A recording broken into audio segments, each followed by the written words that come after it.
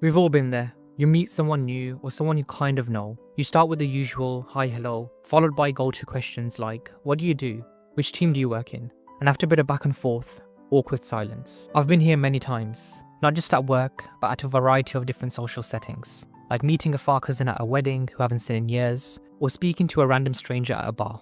But what if you could speak to anyone and never run out of things to say? The problem is we all have some level of social anxiety which plays a role in our awkwardness, but we're all at different levels. And I personally graduated to the more advanced levels without any cheat codes. So over time I developed my own 3 methods to speak to anyone and never be awkward again. Well, at least most of the time. Initially I blamed myself for being too shy, not confident, and just a little bit socially inept. But like everyone else, I was the exact opposite around people who I was comfortable with. So I asked myself, what really is going on? How can one person have such opposite personalities? What I realized was that even though I'm an introvert, I don't have 2 personalities. And it wasn't even a confidence problem, it was a skill problem. I simply hadn't mastered the art of small talk. And just like any other art form, like learning a new instrument or writing poetry, speaking to people is a skill which can be developed with enough practice. So through years of trial and error and by observing people better than me, I quickly understood there are only 3 things you need to do to speak to anyone fluently and never run out of things to say. And the best part is, you can implement these 3 things almost immediately. What would you do if someone said the following? I went to play golf over the weekend.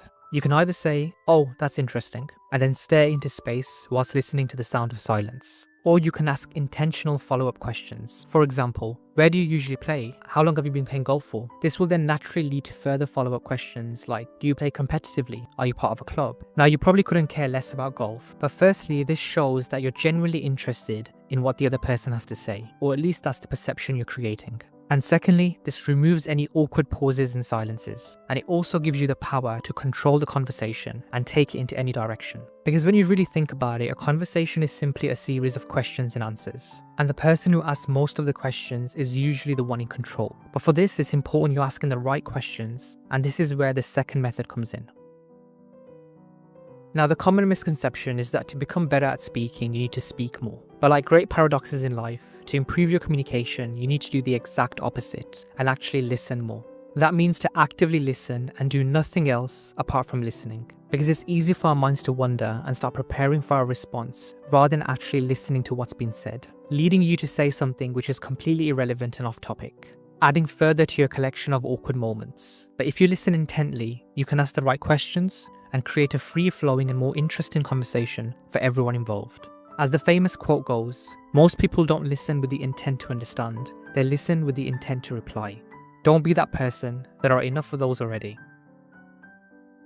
The cherry on the cake is when you find a common ground. We instantly click with people who have similar backgrounds or interests as us. Sometimes this is really obvious, like you both like golf. Other times it might be more difficult. But even then, with enough probing and by asking the right questions, there will be something you both have in common. And once you find that thing, move the conversation in that direction and it will start flowing itself.